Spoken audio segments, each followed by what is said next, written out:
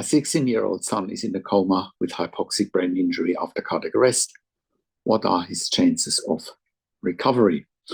My name is Patrik Hutzel from intensivecarehotline.com, where we help families of critically ill patients in intensive care. And this is another quick tip for families in intensive care. So today I have an email from a reader who says, "Hi Patrik, my son is 16 years with hypoxic brain injury and coma of 15 days. The hypoxic brain injury is due to a cardiac arrest in a suspected GBS. And GBS stands for Guillain-Barré Syndrome. There's no improvement with IV immunoglobulin from day one. Now he's on a ventilator with a tracheostomy and he's dependent on that. He's got bilateral pupil light reflex and the pupil size is a 3.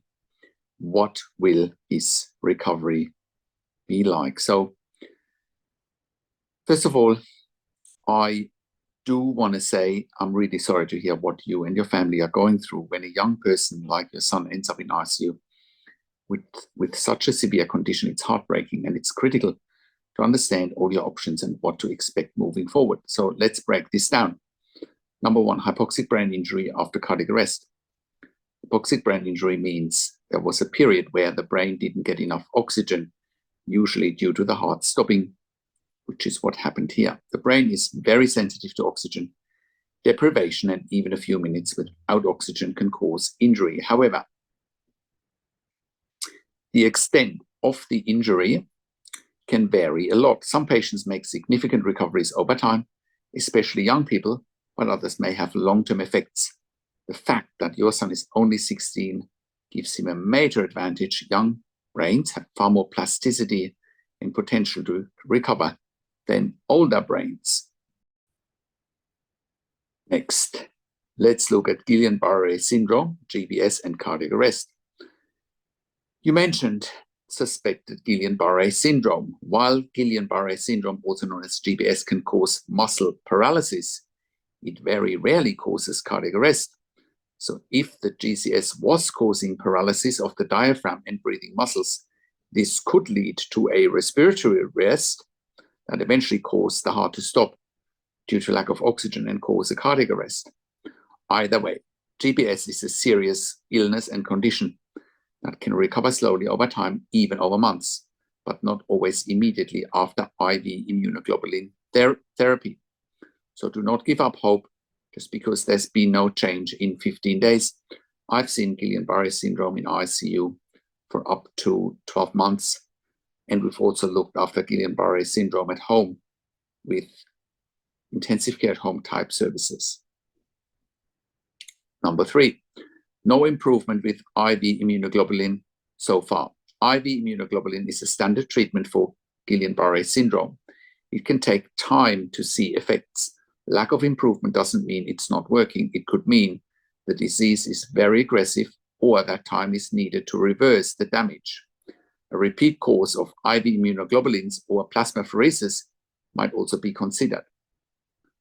Number 4, ventilator and tracheostomy dependency. If he's already had a tracheostomy, that's actually a good sign. It means they're planning for long-term support, which is appropriate in this case. With tracheostomy and ventilator support, it's easier to manage comfort, sedation, and gradual weaning off the ventilator, even when he starts to breathe on his own again. Next, pupil light reflex with a pupil size of 3+. That's also very encouraging. If his pupils are equal and reacting to light at a 3+ level, that typically suggests that brainstem function is intact. That's very important and a positive prognostic indicator in coma after cardiac arrest. So, what's the outlook? It's too early to make any definitive prognosis after just 15 days. In our experience here at intensivecarehotline.com, we've seen many patients, especially young ones, wake up or start showing signs of recovery after weeks or even months in ICU. The most important thing right now is keep him stable, avoid infections or other setbacks, start passive physiotherapy and stimulation, get regular EEGs or brain scans if possible, ensure he's not being over-sedated. As a matter of fact, he should be off sedation completely now that he's got the tracheostomy. And also from a psychological point of view, stay positive. And I know that's easier said than done, but you and your family staying positive is very important. ICU teams often give up too early. If you're being told something like, quote unquote, there's no hope, I urge you to not accept that at face value. ICU teams often underestimate what's possible, especially with younger patients. We've worked with families whose loved ones woke up after 30, 60, 90 days, sometimes many months in a coma, especially when they're given time, proper care, and ongoing stimulation. So don't let them pressure you into withdrawal of treatment or end-of-life decisions too early. I wouldn't entertain a discussion around it even. It is not up to them, and it is your choice, and your choice only how much time you want to give your son, because that's what he needs. He needs time and a fighting chance.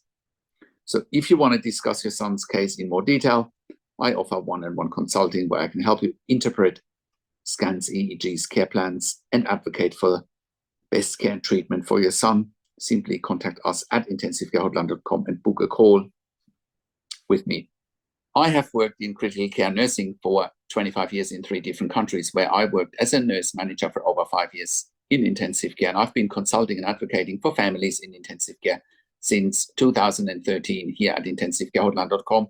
And I can very, very, very confidently say that we have saved many lives with our consulting and advocacy because of our insights, and you can verify that on our testimonial section at intensivecarehotline.com, and you can verify it on our intensivecarehotline.com podcast section where we have done client interviews.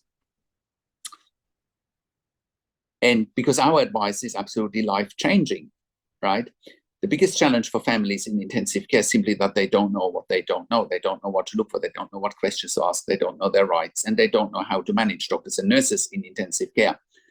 And that's why we help you to improve your life instantly, making sure you make informed decisions, have peace of mind, control, power, and influence, making sure your loved one gets best care and treatment always. And that's why you can join a growing number of members and clients that we have helped over the years, saving their loved ones' lives. And that's why I do one-on-one consulting and advocacy over the phone, Zoom, WhatsApp, whichever medium works best for you.